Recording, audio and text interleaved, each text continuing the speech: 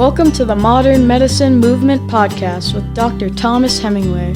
Have you ever looked in the mirror and said to yourself, I thought I'd be healthier, in better shape, feel better both physically, mentally, emotionally, and spiritually, and be further along in my life?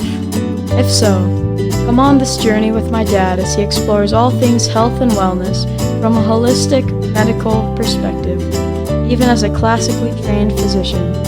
He'll share integrative strategies to optimize health and inspire you to join the modern medicine movement. Welcome, everyone, to the Modern Medicine Movement podcast, and a big aloha from Hawaii. Nay, it's a beautiful day. The sun is out. The natural air conditioning is blowing our trade winds. Oh, so grateful for those guys.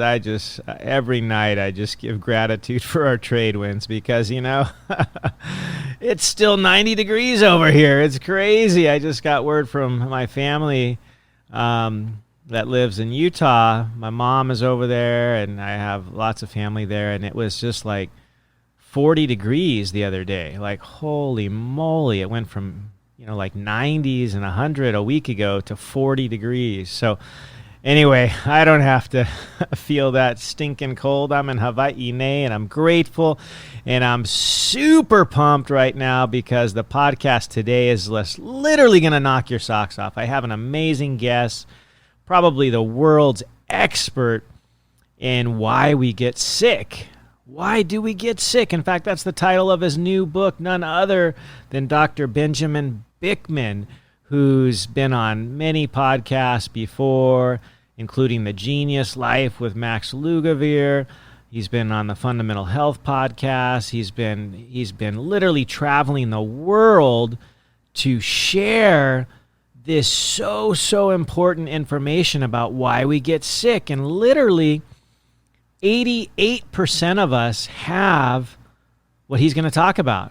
And it's crazy to even think about that. 88% of us have what's called insulin resistance. And I had the just blessed opportunity to spend an hour on the phone with him and talk about all things metabolism, all things insulin resistant. It's so amazing. You guys are going to love it. Oh, I can't wait to share that with you.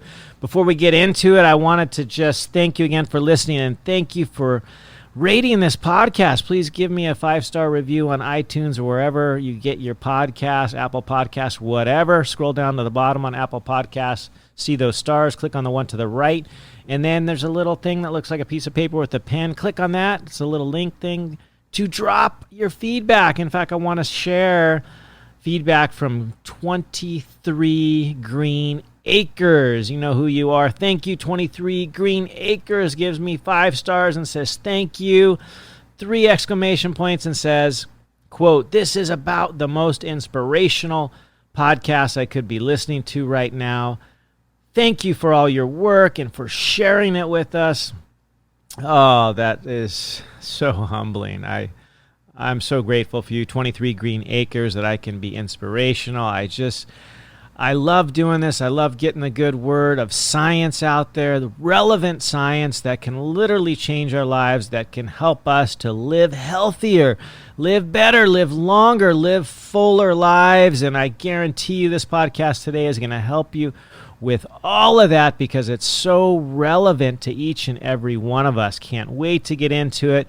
You guys know where to find me. I'm on Facebook at Modern Medicine Movement, on Instagram at Modern Medicine Movement, as well as at Aloha Surf Doc. You can email me at modernmedicinemovementpodcast@gmail.com or go to my website, modernmedicinemovement.com. You can also join my free private Facebook group, Modern Medicine Movement Health and Wellness Group. I do posts in there, lives. You can ask me questions. ask me what content you want to learn about, and I'll make a podcast on it. Why not? I just want to get the relevant information that you're interested in, that you want to know about, that your inquiring minds just want to know. I want to get that to you. So reach out to me. I'm so grateful for you guys. This is why I do this, and I'm so pumped because we're going to just get right into this amazing interview with Dr. Benjamin Bikman, who's a PhD in physiology and developmental biology, probably literally the world's expert on insulin resistance. He's been studying this. He's been studying obesity, metabolism, trying to sort out why we gain weight, why we get unhealthy, why do we get prone to all these illnesses that are so common, like diabetes, obesity, insulin resistance, metabolic disorders, the metabolic syndrome, hypertension or high blood pressure, PCOS, low testosterone, cancer, heart disease, all this stuff, neurodegenerative disease, Alzheimer's, Parkinson's, and he has found a link between all these illnesses that are so common, and the link is none other than insulin resistance. So we're going to just jump right into the show. So pumped, so ready. Are you ready? Buckle up because it's going to be a heck of a ride. It's going to be awesome. Here we go.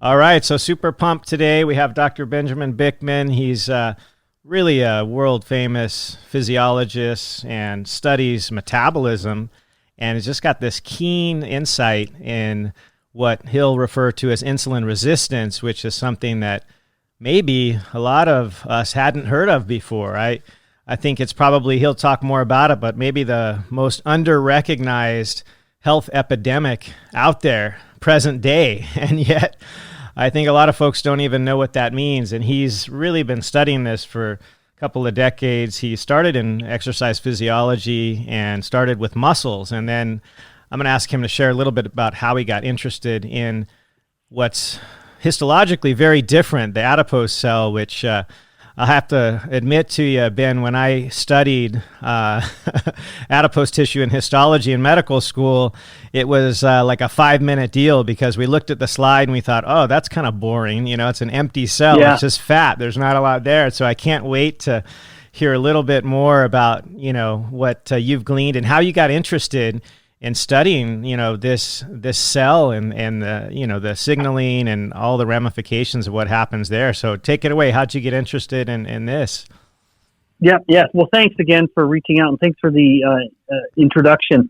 Yeah. As you noted, my interest did shift during the course of my graduate work, and it really was a moment where I stumbled across this manuscript. I wasn't intending to find it. I was just getting interested more and more in diabetes, but still thinking, just because of how common it was, but still thinking of there being, you know, looking at it through the lens of the muscle. But I stumbled on this paper where they detail how fat cells release pro-inflammatory hormones called cytokines. And that was enlightening to me because it was the first time I'd ever seen evidence that the fat cell does anything more than just store fat. Like, to your point, You look at the fat cell and you just see this big round blob of seemingly nothing, and it belies the complexity of the cell because it is more complicated than it looks.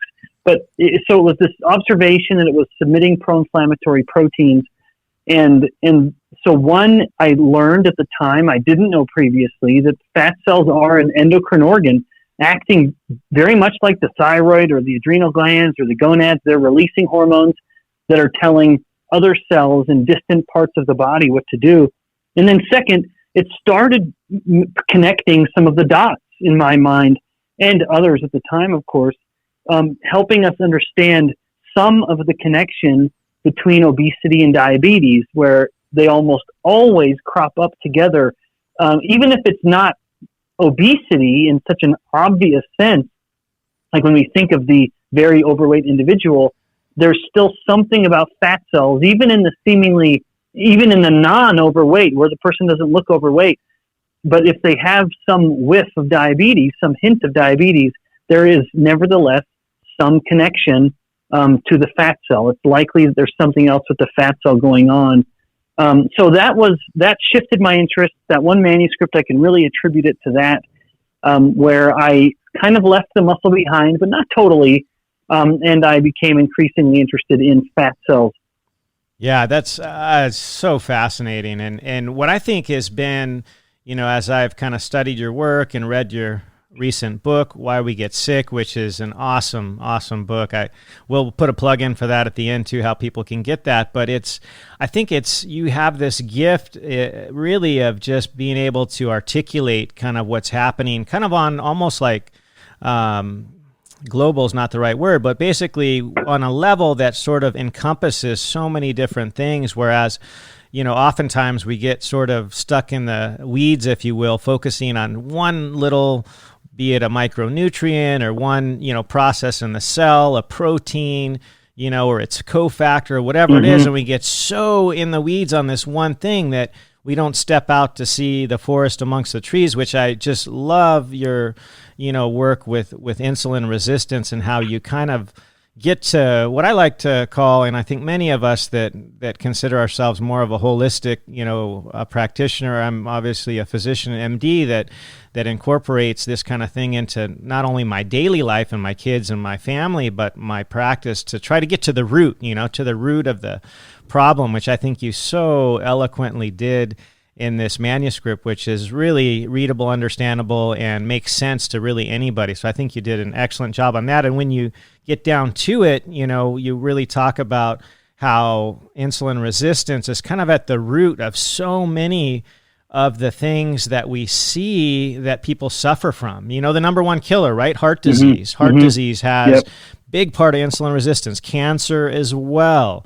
Neurodegenerative diseases, dementia, Parkinson's, all these things. And so a lot of our listeners may not be familiar exactly with this terminology, insulin resistance. Can you just kind of explain a little bit about what that is? In fact, let me explain it in the context of glucose, just because you've mentioned how so often we get fixated on a particular, let's say clinical marker. And I think our fixation on glucose is part of why we have missed really detecting insulin resistance before it turns into some other disease. In other words, we're detecting a different disease because we look at the glucose and see that it's normal. So with that as a preface, let's define insulin resistance. So imagine someone who's coming into the clinic, and every annual visit, their glucose levels are always normal. But during these visits, the practitioner is detecting a steady increase in blood pressure year by year. Oh, you better watch that blood pressure. Oh, now you have hypertension, so let's give you a medication. And let's say this is a woman and she has ovulation problems, where we end up diagnosing her with polycystic ovarian syndrome. And yet, throughout all of this, these seemingly totally unrelated problems, we're looking at the glucose, and we see, well, your glucose is normal, so you don't have any metabolic problems.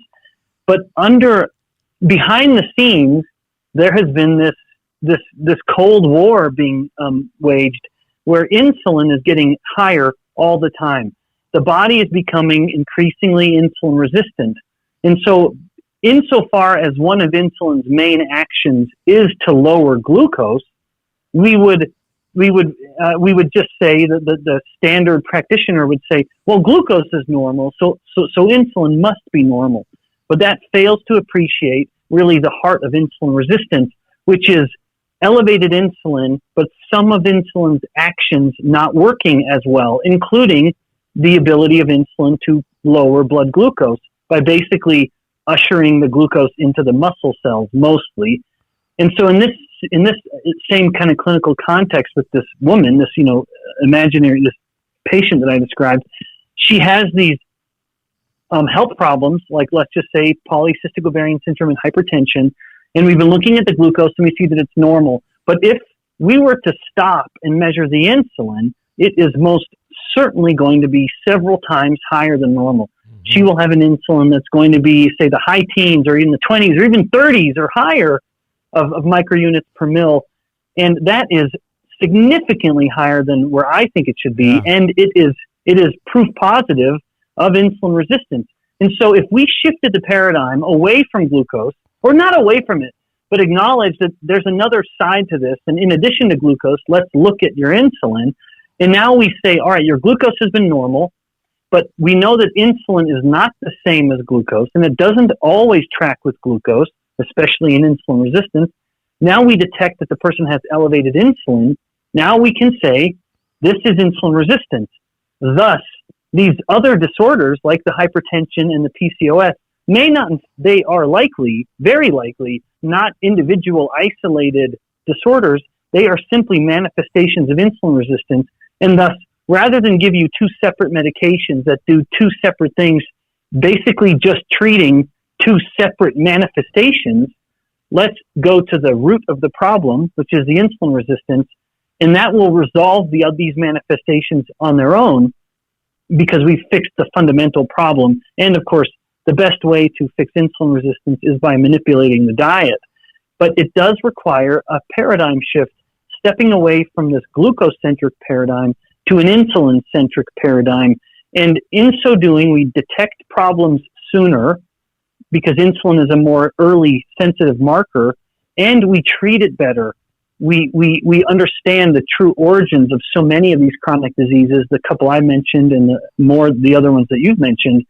And now we, like I said, we start treating those chronic diseases better because we're acknowledging what is at the root of much of their problem. Not always, but often, and it will be insulin resistance. And that really was the purpose of the book, of my book. It was to help, basically help change the conversation that a patient and a physician might have, and a conversation that someone would even have with themselves. But certainly at that clinical level, asking the question, might my health problems actually be a result of insulin resistance? And unfortunately, these days, the answer is probably going to be yes. Yeah, I mean, that was, I think, one of the more shocking, revelations, if you will, from your book is that I can't recall if you said 85% or 88% of us have some degree of insulin resistance. So holy moly, that's nearly all of us. And I have to be honest with you, Ben, as a physician myself, and I, like most people, I have my own doctor, right? My own physician. And I actually asked him in recent weeks, I said, hey, can I get my fasting insulin level checked? And he was like, well, why? Your blood sugars have always been fine. Yeah, exactly. The paradigm, exactly what you said. It's unfortunately alive and well. So really apropos, the release of your book, I think, is so important for not just everybody out there, all the folks that are non-physicians, but physicians alike, because a lot of them do not appreciate this important fact that if you dig a little deeper and look for the underlying cause rather than just these separate kind of symptoms or presentations, like you say, the hypertension in itself, the PCOS by itself, maybe the obesity by itself, maybe the, hypercholesterolemia by itself, the, waist to hip circumference by itself. If you look at these things separately and not together with that lens that you're talking about through the lens of insulin resistance, you can miss the real root cause, which, you and I understand this, and I'm so grateful that you wrote the book so that we can get the word out there, because it's really, unfortunately, alive and well, this business about, the blood sugar is fine, so don't worry about it. You're okay, up until you have your heart attack or your stroke, or you start to have other issues, which I hope is not the case. Or you just have a cabinet full of medications, and I'm very sympathetic to this. I never want anyone to think I'm being critical of the healthcare practitioner when I kind of go through this imaginary situation. I went through higher education courses, some of which were shared with the MD students. During my PhD, we would have courses together. And what I understand is that we only know what we've been taught. And so it's unfair to assume that someone would know something that each of us individually knows. And so if you haven't, in the typical situation of an MD, for example, or any healthcare practitioner, if they haven't been taught the concept while they were a student, it's possible, or during any of their training, then why would they just know this? They don't. A healthcare practitioner doesn't get paid to ask questions. Now, let me rephrase that. A healthcare practitioner doesn't get paid to be curious and to scour the biomedical literature to find answers to questions like, what is the connection between insulin resistance and, say, hypertension? You know, how are they connected? What is the mechanism? A PhD, a scientist, we don't get paid as well, of course, but we do get paid to be curious. That's kind of what's one of the cool things of the job. Every day when I'm not teaching, which is frankly most of the time I'm not teaching, I really, my job is to be curious and to include students in that curiosity. And it is, you know, for example, asking the question, how is insulin resistance so fundamental to hypertension, one of the most common concerns with heart disease? And then sure enough, we find the answers to those questions. And again, that's my job as a biomedical scientist. And so as I imagine what the optimal situation would be, it would be essentially the scientist and the physician, or the healthcare practitioner, but let's say physician in this case, being two sides of the same coin, where the scientist is finding truths with regards to the body and health and disease. And then those truths are applied by the practitioner. You know, everything I know, it is, I cannot have that direct influence on a patient that a physician can have. And on the flip side, it's not really realistic or fair, perhaps, or maybe it's me just being smug. It's not fair to assume that the physician would know some of these very intricate details on physiology and cell biology that I know, because that's not what they get paid to do. They get paid to see a patient.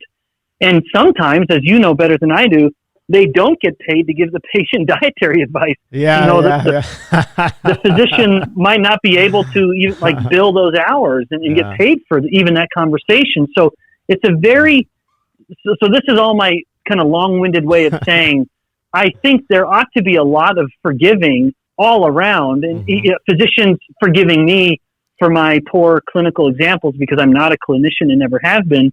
And then me as the biomedical scientist being very forgiving of the clinician for not knowing some of the intricacies of cell biology, because that's just not their job. Yeah. And I think another piece of that too is really, unfortunately, for whatever it's worth, the custom, let's just call it, or the usual expectation, let's just say from a patient point of view, is that they've been accustomed to ask for, let's say a medication, what I often call the Band-Aid fix for whatever their issue is, be it hypertension, diabetes, the common things, obesity. They may not necessarily desire or want to change their quote unquote lifestyle, which includes these ever so important things of what you mentioned, the diet, and of course exercise is a piece of that too, which I know you mentioned in your book. But I think the sort of customary thing is to ask for, well, what medication will help me with this? What's the sort of Band-Aid fix, which unfortunately doesn't get to the root of the issue, especially with respect to insulin resistance for the most part. And I think the fascinating thing, like you mentioned, is that number one, it tends to be at the source of so many, or at least involved with so many of these very common medical conditions. And it's something that can be observed very readily, even in young, healthy volunteers. You shared a couple of studies in your book about that, how you can demonstrate insulin resistance occurring over literally hours to days if you just place somebody on an insulin infusion. And then the flip side of that, which for me is sort of the cool part, is that you can also reverse it equally as fast with sort of the recommendations like you mentioned in the book about diet and exercise and things like that. It's not a death sentence, and I think sometimes we're a little fatalistic sometimes in medicine with certain diagnoses and things, and yet this is really something that effectively each individual has the power to change, which I think is so fascinating. As quickly as you can get it, you can also get rid of it. You can get rid of the insulin resistance, which is really cool. In fact, I'm glad you're highlighting that. That is so common. That is such a common question. If someone will mention, I've had insulin resistance or type 2 diabetes for years. How quickly can I start to reverse this? And I think I'm justified in saying I think you could start reversing it in a day. basically just start controlling the carbohydrates, allow your blood glucose to come down, which it will if you start eating less carbohydrates. And in so doing, insulin can start to come down. And now you've started solving the problem. Yeah, and it's that quick. And let's get into that a little bit. And I think one of the, I hate to call it an error, but one of the common practices over the years, which has been basically prescribed to diabetics and even a lot of the lay people out there, is this sort of notion of frequent meals, eating every 2 to 3 hours. For what purpose? Well, they say you got to avoid hypoglycemia because, oh my gosh, you can die of hypoglycemia. And so you need to eat these small, frequent meals. And as you elucidate very well in the book, when you do that, the insulin level stays up basically all the time. Yep. Yeah. In fact, I think that I don't know what the origins of that asinine advice is. I actually suspect the origins of that eat high carb meals and eat frequently was actually given in the context of an insulin treated diabetic, like even including a type 2 diabetic. It's basically eat frequently and then give yourself your insulin shots. And I say that I think it's given in the context of the insulin-dependent diabetic or insulin-treated diabetic, because, and this sounds very cynical, but I can only imagine that's the context, because the only thing that does is basically help sell more insulin. It forces a patient to just have to continue to consume more and more insulin. It is terrible advice, and like you said, all it does is guarantee that a person is spending every waking moment with elevated insulin. And that chronic elevation in insulin is at least part of the cause of insulin resistance. The body is becoming resistant to what it is inundated with. And it's a fundamental feature of just the human body. Even beyond the body, I do think there are actually lessons even for our minds and our spirits, if I can get a little kind of hippie there. But when we are exposing ourselves to something excessively, like in this case insulin, then we start to become resistant to it. We need more and more of it to get the same benefit or the same effect that once upon a time it took just a modest amount to stimulate. Yeah, and that's what I was taught in medical school, right? Is that, let's characterize, these are very different diseases. You and I will understand this. Maybe a lot of the folks out there will not, but type 1 diabetes and type 2 diabetes are nearly polar opposite. They're completely different illnesses. And yet, unfortunately, the treatment tends to always, at the end of the spectrum, be insulin, which type 1 diabetics absolutely 100% need it. Otherwise, they come see me in the ER because they're in DKA or diabetic ketoacidosis, which can be life-threatening, whereas those type 2 diabetics receiving insulin only makes compounds really the problem. It makes them even more insulin resistant. You're giving somebody more insulin when they already have so much in their blood, their body doesn't respond to it well. You give them even more of it because they don't respond to it well, and we're actually in some way compounding the problem. So it's really two different illnesses, which unfortunately we're hitting with the same hammer. It's totally messed up. Yeah, well said. Well, I couldn't have said it better myself, and I'll just elaborate or add to it. When we start giving, the more aggressively we give the type 2 diabetic insulin to more aggressively control their glucose levels, the fatter they get and the more they are likely to die from Alzheimer's, cancer, and heart disease. So we are killing them. We're making them fatter and sicker with insulin therapy, and yet it's happening in the midst of better glycemic control. Yeah. That should right there serve as a warning that we can't continue to look at this as a glucose disease, because when we force the glucose into a normal range by pumping their body full of even more insulin, we kill them faster. And so then we should flip this paradigm and say, well, could it be that we've pushed the insulin up higher? And then sure enough, that's when we start to actually explain the problem.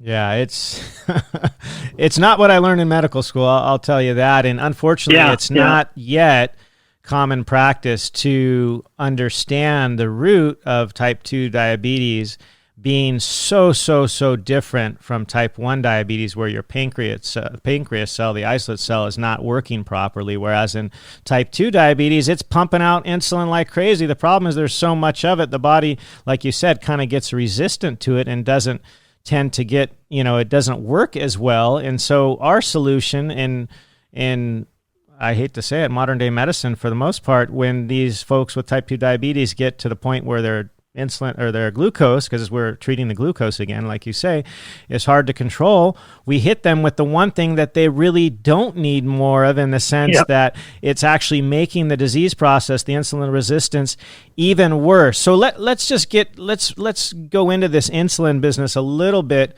One of the things fascinating that you mentioned in the book is that, and I think a lot of us may know this but may not think about it, is how insulin is really, I like to call it, a master hormone. And the reason I like to say that is because it literally has effects on every cell of the body. I think even red blood cells, if I'm not mistaken, correct me if I'm wrong, but I believe even they have an insulin receptor. And so the fact that this one hormone, insulin, is basically able to interact with every cell of our body, from heart cells to brain cells to kidney cells, to nerve cells, all of these things. And yet we don't really focus on how we can correct the insulin resistance piece. It's such it's crazy. But one thing you shared, which I loved, was, I don't recall if it was one of your colleagues from Duke or something, that took a group of type 2 diabetics that were on insulin and basically restricted their carbohydrates, got them on a more appropriate diet within days or even a week or so. I think it was a relatively small study, but it was like 12 or 15 participants. I think all of them came off of their insulin with that simple change of diet. Is that not correct? So Eric Westman at Duke, they found that they not only get patients off their insulin, but they have to half the dose of insulin within the first day. Wow. So whatever the type 2 diabetic is typically taking, and as you know, this can be really high doses, like 60 units per day or higher. They have to immediately, within the very first day, cut that insulin dose by half. And then it's basically halved again, and then lowered again and again and again. And within a couple weeks, they're off the insulin entirely. In fact, Dr. Jason Fung, who is kind of the godfather of the modern day fasting movement, I believe, he found that in a small case study, the patients within just a couple weeks, got off of all their insulin just by engaging in intermittent fasting, which is, of course, the most direct way of lowering blood glucose, and thus lowering insulin. If you're not eating, and directly challenging this advice to eat throughout the day, every two or so hours, you go directly opposite to that advice, which makes all the sense in the world. I'm going to stop eating, at least for some period of time. The body has no choice but to lower its insulin, because insulin is the hormone of the fed state. That is one of the, you mentioned how insulin's like a master regulator. I totally agree. It is basically the hormone. It is the poster child of the fed state, telling the body to store energy, telling cells to pull in molecules and store them. And insulin so abhors wasting energy, it will actually directly lower metabolic rate. This can be done, like you take an untreated type 1 diabetic who has essentially no insulin in their bodies. They have a metabolic rate that's about 20% higher than it should be based on their size. And then the moment you inject insulin, you begin the insulin therapy, you start to detect minute by minute reductions in their metabolic rate, to the point that it has slowed that 20%, and now it is matched like you would expect. It is matched to their body size. Yeah, that's incredible. I did a podcast a few episodes back on intermittent fasting, and one of the little pearls I kind of mentioned is, start small. Number one, like from the outset, just stop snacking. Just don't snack. I mean, even if you're going to do the 3 meals a day, try to leave 6 hours or so, 8 hours between your meals. And then once you are comfortable not snacking because we want to give insulin a break, right? We want it to drop because if we're not eating, it drops. And then if we can, I think the most useful, at least I just find practical and easy. I'm all about make it easy. Don't make it too difficult. Don't make people require to have a journal with a pencil and pen and notebooks. Like make it pretty simple. So my recommendation was to just skip breakfast. And maybe we can talk about that for a minute because there's this phenomenon that you mentioned in the book, which I found super fascinating, the so-called dawn effect. And maybe you can describe that a little bit and why skipping breakfast might be helpful. Yeah, in fact, I think that is a brilliant piece of advice, like a first step. Don't snack.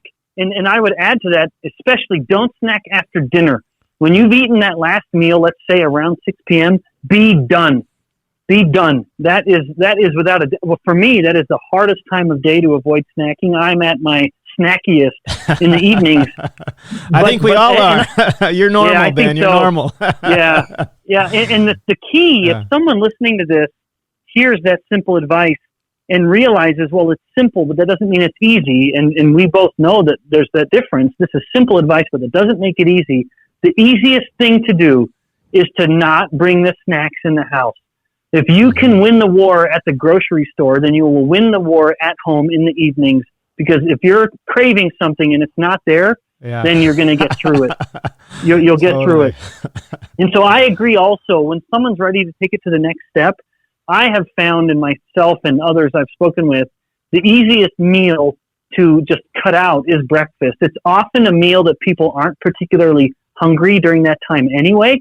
And it's also, it tends to be among the least social of the meals, where it's not one that the family dynamic or your roommates or your friends, your work colleagues. If you don't eat breakfast, it's not really going to upset anything or anyone, including in, like I said, a family dynamic. Yeah. You and I are both family men. I've got 3 little kids, and they don't even notice if I don't eat. I make breakfast for them every morning. And while they're eating, I'm talking with them, or we're reading scriptures together, or nothing, and I'm just kind of busy around the kitchen while they're eating. The fact that I don't eat, that I'm fasting through breakfast and just, say, having a cup of tea, it doesn't do anything to them. Yeah. But if I were to fast through dinner, that is a much more social meal. We're all sitting down, we're talking, ideally, of course, it doesn't always happen, but we're kind of recounting the day and going through the day. If I'm not eating and the rest of my family is sitting there with their, bowl of soup or their tacos or whatever, that's awkward. Yeah. Then like, they are notice. You sick, Dad? What's the matter? Yeah. Dad, why aren't you eating? And I've never wanted that weirdness. I don't want my kids to have a weird relationship with food. Yeah. I want them to grow up just eating real food, and that will, by its very nature, mean they just eat less junk food and less processed food. That's just not, those aren't foods we typically will have much of in the home. So I agree. I love your advice. Start with the snacks, cut those first. Once someone has gotten comfortable with that, then look at one of the meals. And I would say whatever meal is easiest, even if it's lunch, we typically cut out the meals on the ends of the day just to prolong the fast overnight. And I totally agree with that. But if someone just said, lunch just works best, well, then that is fine. You're doing kind of a 12-hour fast in the middle of the day and a 12-hour fast at night. So be it. Just pick a meal and then cut that one out.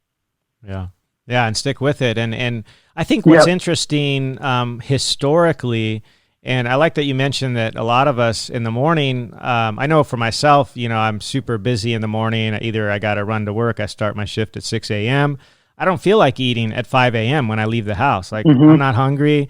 Or if I get up real early to go surfing because I work the late shift, like what is going on currently, I'm working the later shift.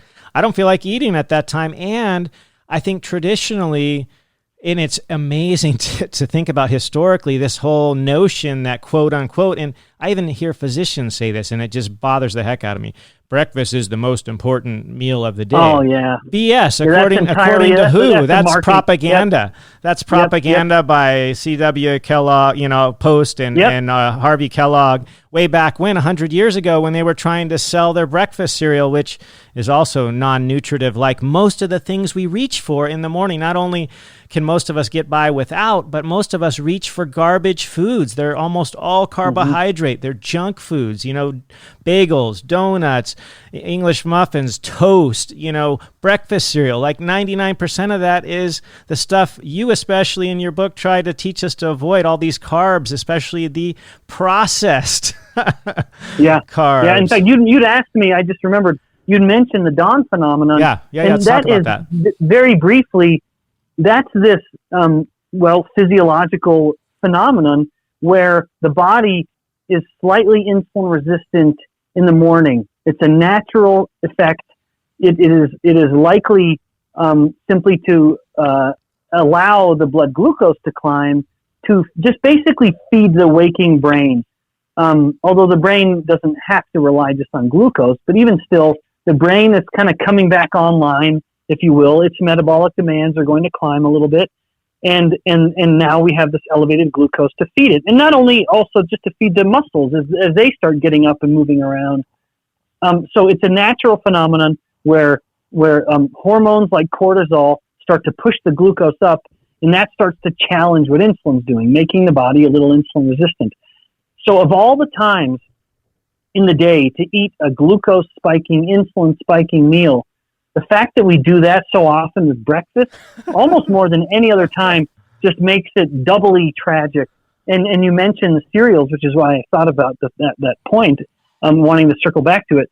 Yes, something like cereal or fruit juice or bagels or toast, that is, we're eating the perfectly wrong foods at the perfectly wrong time.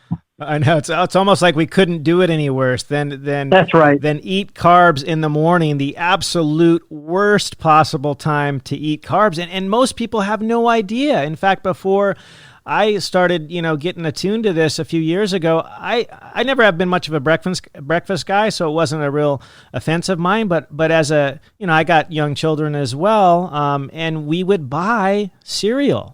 We don't buy cereal anymore. My kids all make their own eggs for breakfast. They love eggs, and the protein, and the cholesterol is a way better mix to eat at any time of the day, really, but in the morning, especially to avoid those high carb, food items that we just traditionally have gotten used to seeing in the morning. Yep, I totally agree. We need to shift the focus in diet away from the macronutrient that spikes insulin the most, namely carbohydrates, and instead shift to more protein and fat. And if we put this in context of even what's essential or necessary, not that we only eat what is essential. It's a very boring way to eat. But if we were going to do that, we would eat protein and fat. And we would not eat any carbohydrates because there is nothing essential about dietary carbohydrates. Zero. Humans have zero biological need to eat carbohydrates. Now, again, I'm not telling the listeners to not eat any carbohydrates, but I am saying that should be a bit of a prompt. And we should ask ourselves, why is the one thing I don't need to eat the bulk of everything I eat? And the fact that it spikes insulin just makes it all the more unfortunate.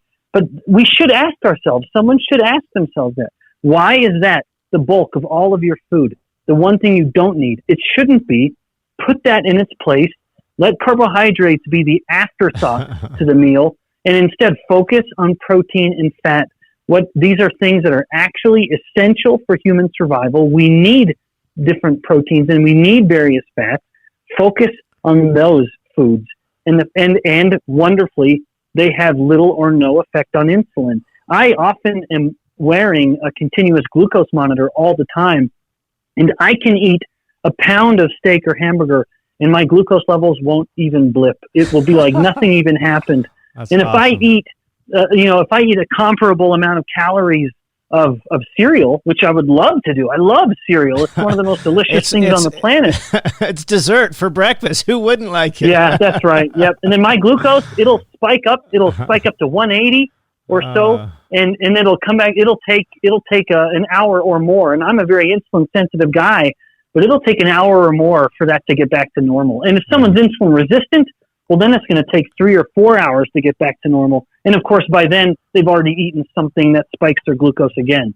Let's expound on that a little bit, because I think what you just said, most of us don't think about, have never been taught. Even I'll be honest, in medical school, I was always taught you have to have glucose for your brain, for your muscles, blah, blah, blah, blah, blah.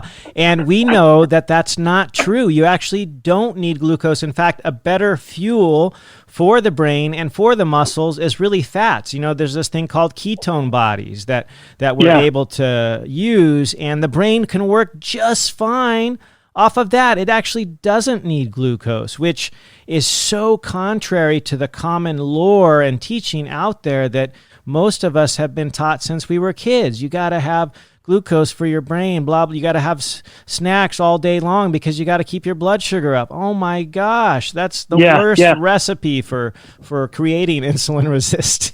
Yeah, so there's some nuance here, and I like that you're bringing it up. What seems, so the degree to which the brain must have glucose is debated, and simply because you can't, there's no way you can put someone's glucose to zero. So we can't actually test, does the brain demand glucose? We don't know, but we know that the brain uses glucose, and that's fine. But what someone shouldn't do is conflate that with the idea of the body we need to eat dietary carbohydrates.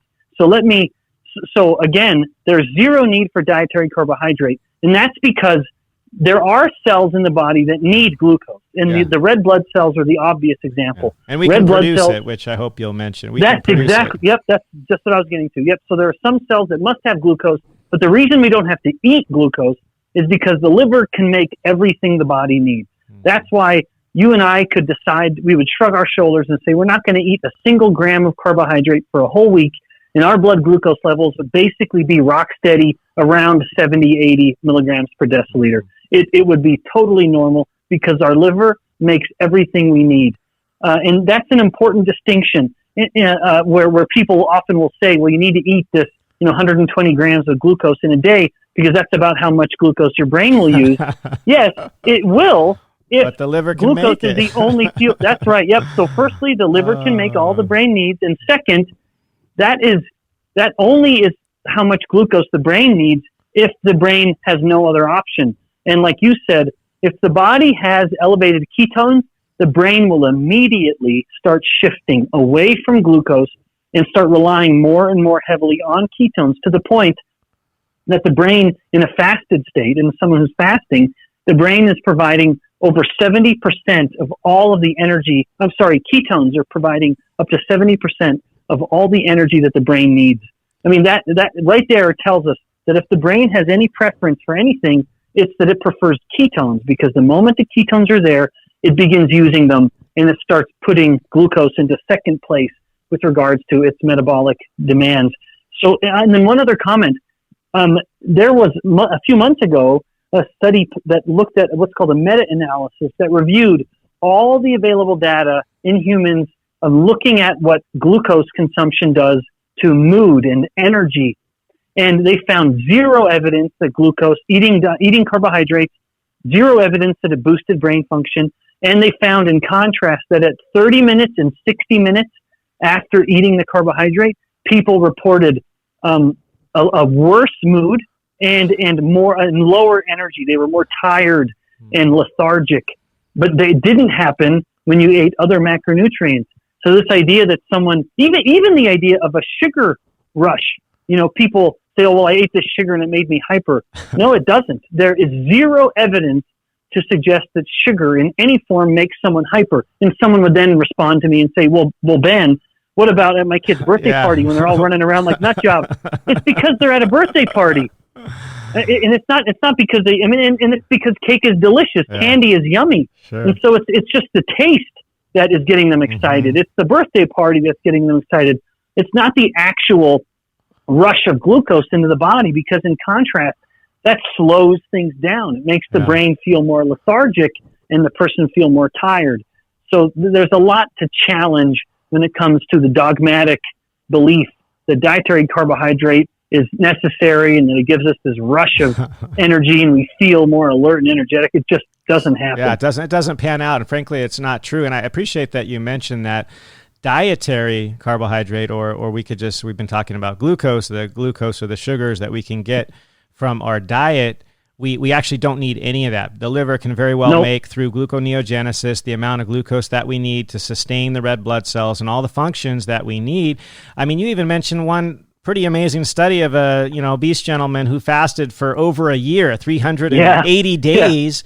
And guess what? His brain was fine. Well, why? Because he can survive off ketones, and then whatever little bit of glucose he needs, the liver could make. And I think that's underappreciated. And I think changing the dogma, changing the common belief that we need this glucose as dietary, we need to consume it, is erroneous, and we need to drop it, and we need to appreciate the other macronutrients. And I think one of the other, let's just say, okay, we get that part, but we're trying to, let's give another advantage of, let's say, increased metabolism, maybe some weight loss.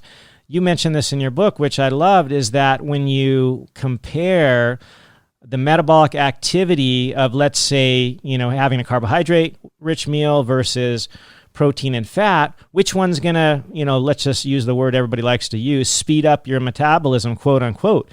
And it ain't the carbs, right? I think you just mentioned a study that maybe you guys did up on campus about something like this. What can you relay that? Yeah. So in fact, I just heard from a dietitian just today saying that others in her dietetic practice, I guess, they're telling clients to eat every 2 hours to keep their metabolism up. Whatever. I mean, the truth is, when you do eat something, there is an increase in metabolic rate, but it is never higher than the amount of energy that's been consumed. So it's always a net gain of energy into the body. So the idea that, well, you need to eat to keep your metabolism up, sure. Your metabolism will be in that moment of eating higher than it was before you were eating, but you've consumed far more energy than you're burning with a slightly elevated metabolic rate, for whatever the metabolic rate is worth. But yeah, so eating anything will have a metabolic effect. Carbs and fat have a lower metabolic effect, and protein has a higher metabolic effect by much, much higher than the other two. And what is interesting, in nature, protein comes with fat. Yeah. And that's one of the things I'm always advocating, that if someone's going on a low-carb diet, typically we'll say low-carb, high-fat. And I'm very fine with that term, but I do think it's worth mentioning that often that fat should be coming as a natural source, and whenever possible, of course, and that means it comes with protein. Protein and fat come together, and so the combination of those two does result in a substantial metabolic boost. It does increase metabolic rate for whatever that's worth. And I would encourage people not to give that much credence, just because metabolic rate is so aggrandized. We look at that thing, we look at metabolic rate as the explanation for why every lean person is lean and every overweight person is overweight. And the truth just doesn't bear out. Some of the best data on following people, like actually tracking people for years, when they measure metabolic rate at year 0 and follow up at year 10, the metabolic rate at year 0 had no predictive power. It did not in any way predict who gained the least or gained the most amount of weight. What did predict weight loss or weight gain was which fuel the person was using. The people who were burning fat at year 0, even if they had a lower metabolic rate, were the ones who were most likely to gain the least weight, or in other words, most likely to stay lean. The people who were burning glucose as their primary fuel were the people who were the most likely to gain weight. And so someone hearing this, what I want them to take away from that is, one, you want to be a fat burner. And that makes sense. If you want to stay lean, you got to burn fat. And then the next question coming from that would be, well, how do I burn fat? Keep insulin low. One of insulin's main effects, as you and I have aptly called it, a master regulator, is to determine the metabolic fuel. If the two metabolic fuels are mostly glucose and fat, with some other little things sprinkled in like ketones, but glucose and fat are the majority metabolic fuels. Insulin dictates which fuel is used. If insulin is high, the body is in glucose burning mode. If insulin is low, the body is in fat burning mode. So keep insulin low, stay in fat burning, and now you've done what you can to stay lean or to lose weight. Yeah, so crucial. And I love how you say in nature, the protein comes with fat. Like who's ever had a big juicy, ribeye, for example? Like there's plenty of, protein in there, but there's also, why do you think the thing kind of, shines? I mean, the marbling, that's the fat, and they come together. We were made to eat these natural things, both plant and animal, and the way that they come in nature is the way that we should eat it. I mean, even when you think about, let's say, the plants, like let's take, fruit, for example. The fruit comes with fiber, generally speaking. It's not coming. I think that the problem is often in the American diet, let's just call it that, we eat carbs and fat together, which is a bad combination, to eat the carbs and the fat together. Yes. Whereas if you eat the carbs alone, especially the natural carbs that come with fruit like berries or something like that, not the juice like you say in the book. I love that. Eat your fruit, don't drink your fruit. I think you said something like that. I love that. Yeah, that's exactly what I think. Yep. And we just don't think about that. And I got some teenagers, and when they were young, like I was under this dogma. My pediatrician told me I should buy juice for them instead of milk. Like, holy moly, that's probably the worst advice ever, but that's what he told me. And it was my first time, my wife and I, we didn't have kids before. He said, buy whatever, apple juice, which is among the most carbohydrate laden, and it was full of fructose and all this stuff. And yet that's what my pediatrician told me. It's crazy advice. We, like you said earlier with regards to breakfast, there are just some things that we couldn't have gotten more wrong. And the encouragement of well-meaning parents, parents who love their children and are intelligent and committed, they think they're doing their kids a favor. Mm-hmm. They're thinking, well, I'm getting you juice rather than, say, a soda pop. But that is, depending on the juice. It could be the juice more. will spike. Yes, it could be worse, metabolically speaking. And so really, if you want to give your kids anything, it's water and milk. Yeah.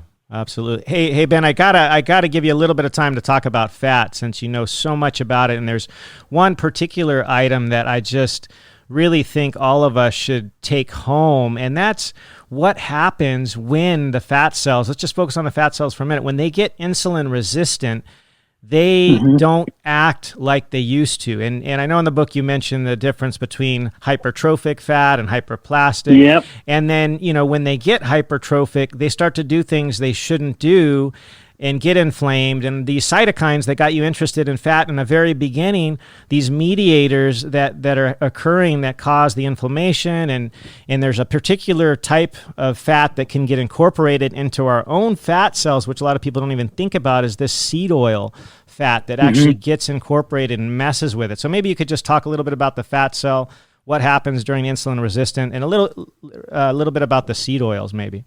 Yeah. So you touched on really the most relevant points here, and I'll simply just kind of put them all in context. So insulin resistance, like we've been talking about, likely it will often start at the fat cells. So it's basically the first domino to fall, and then it starts bumping into the other dominoes and basically spreading its insulin resistance into other tissues like the muscle and the liver and the brain.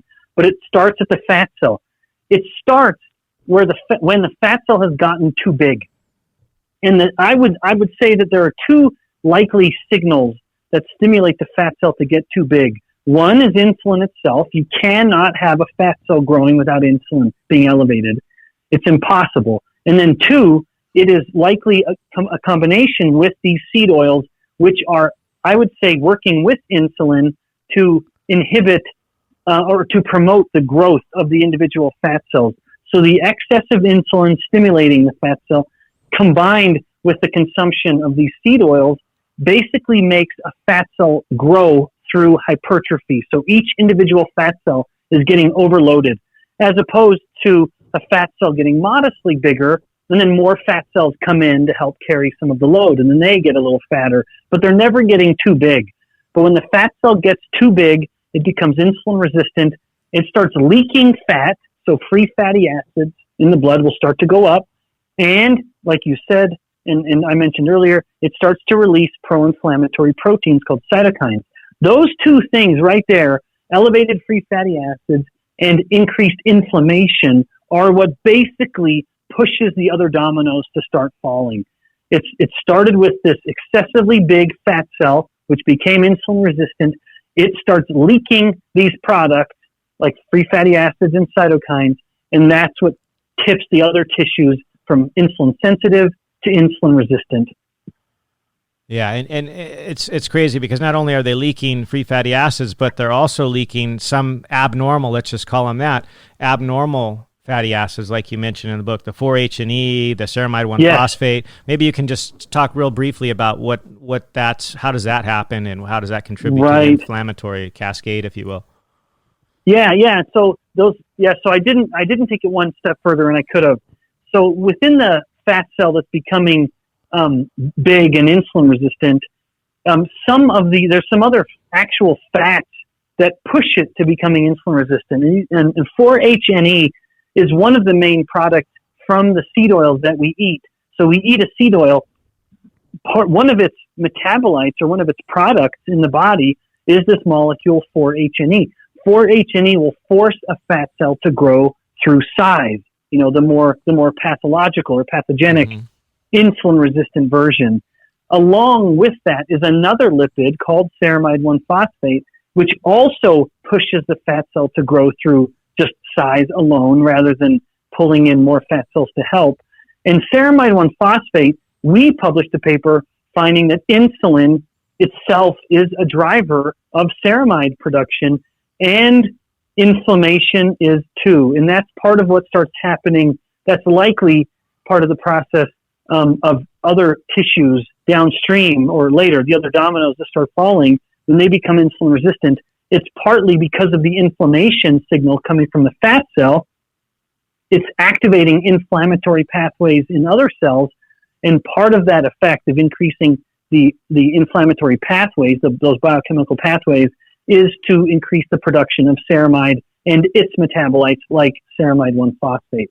So we have, within the fat cell and beyond, we have these lipid metabolites, these other versions of fats, because there are hundreds of thousands of different types of fats in almost every cell.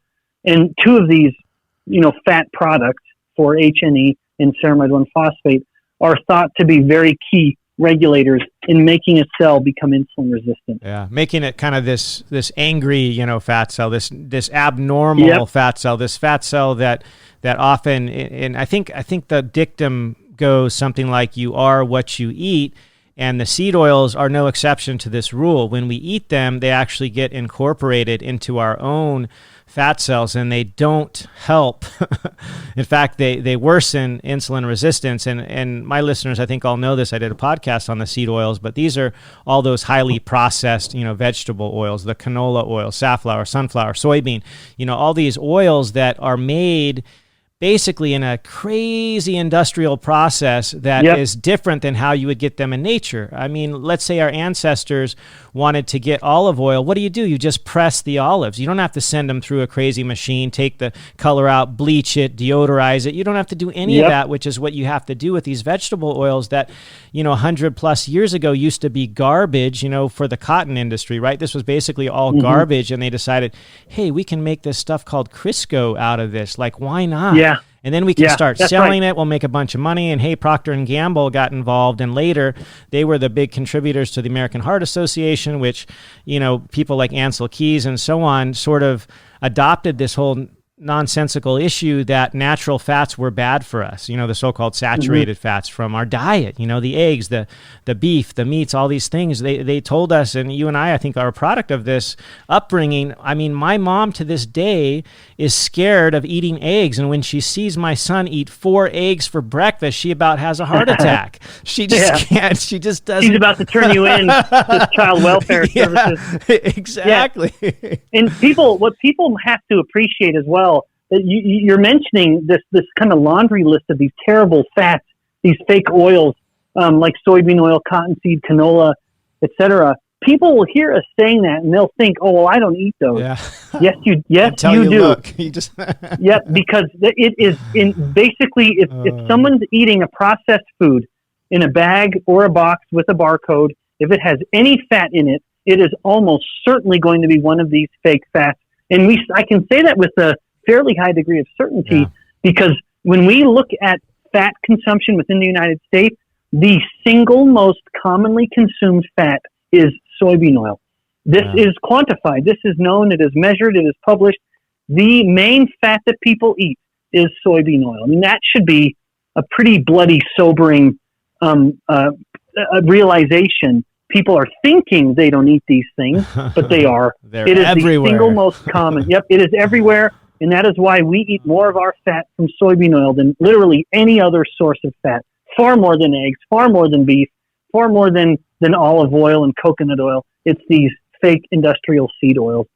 Yeah, it's so, I think, like you say, a lot of people may say, no, I don't eat that stuff. I'm not buying a can of Wesson oil. You know, the can I buy, or bottle, I should say, says canola oil or safflower oil, or the granola bar that's supposed to be healthy that I'm supposed to snack on every 2 to 3 hours. When you go dive deep and you just read the label, it has, of course, much more than 5 ingredients. And in there that you're going to find soybean oil or safflower oil or one of these seed oils, which until you start looking, you may think that you don't consume it.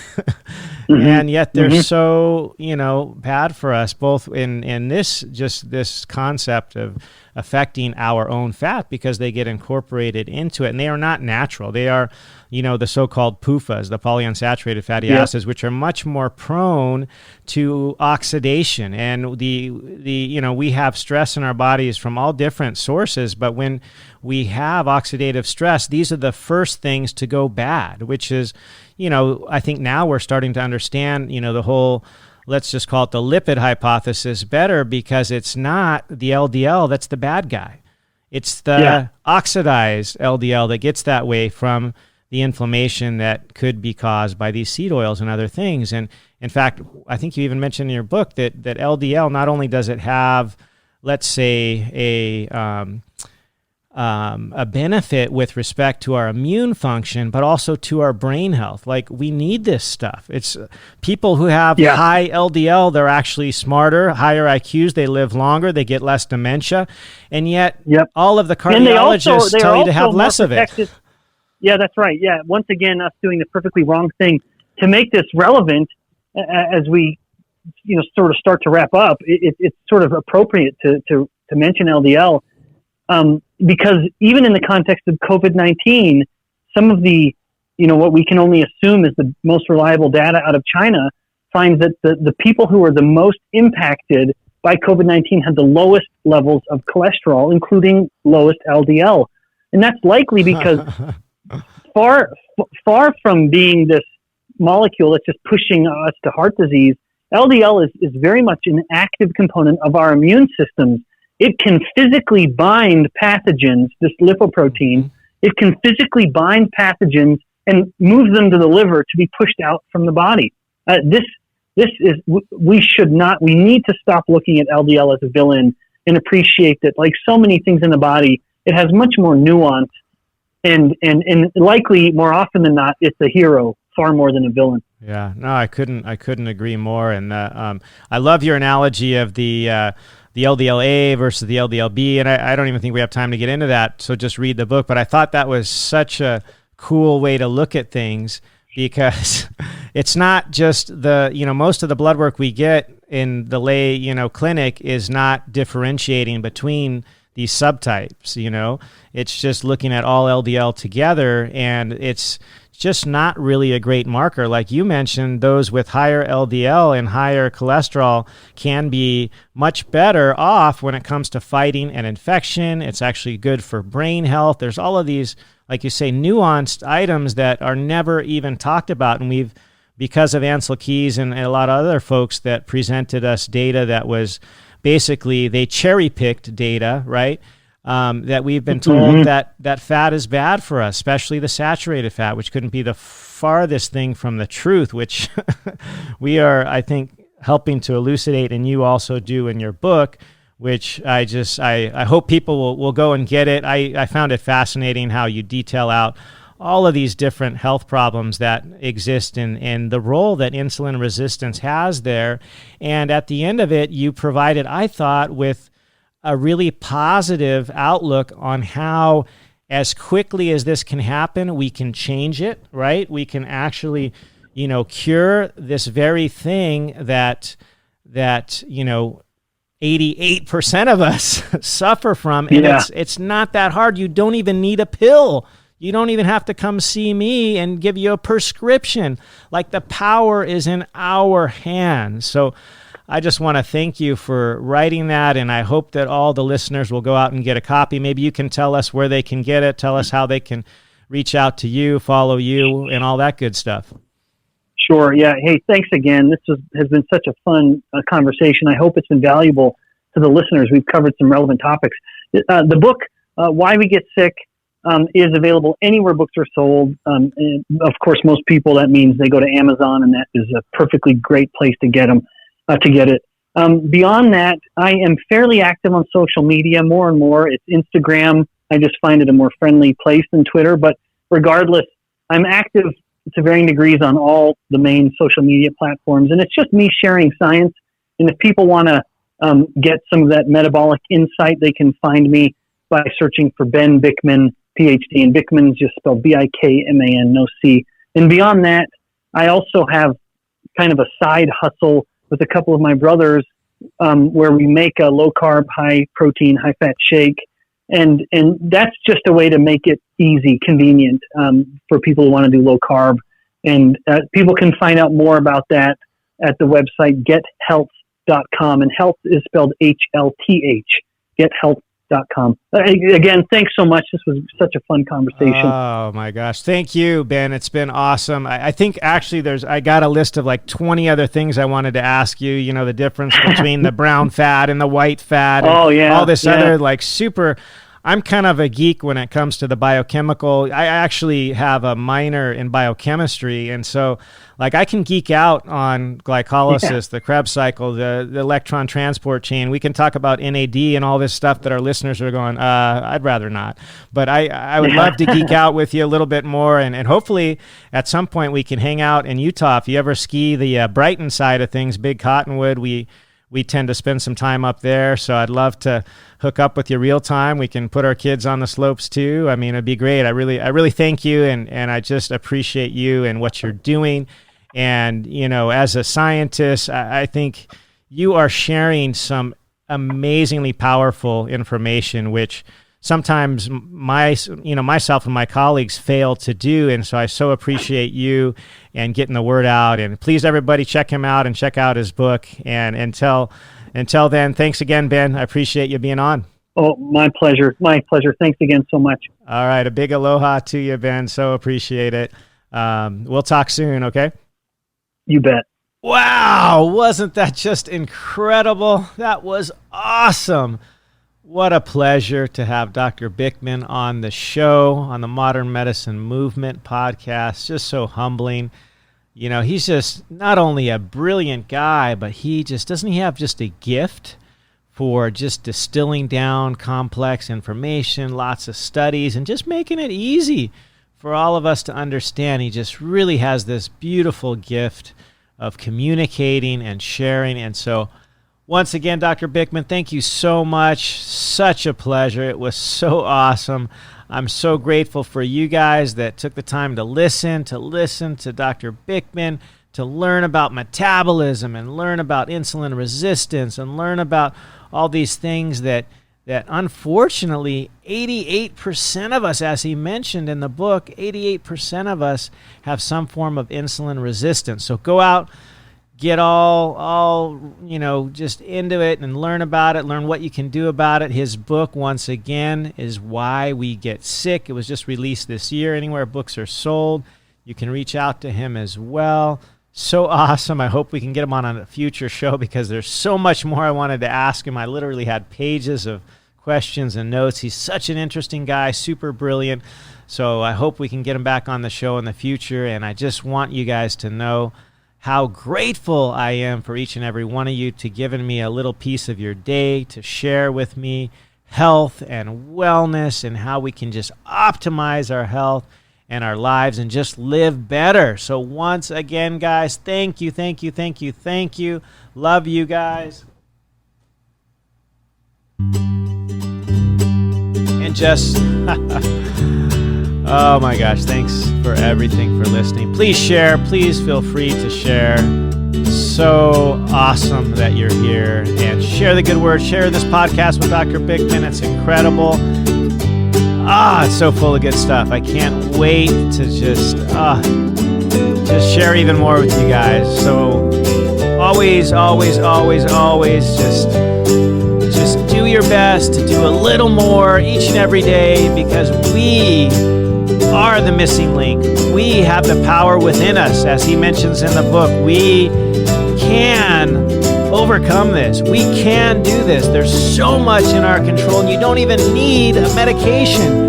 Not one prescription potentially, and you can change your body's insulin resistance, and you can do this rapidly. Hours to days to weeks. You can make big changes that will change your life, potentially your family's life forever, because we want you to be well, be full, be happy, be just full of life, and be able to enjoy this beautiful world, and to do so with those you love. So once again, thank you. Love you guys. A big aloha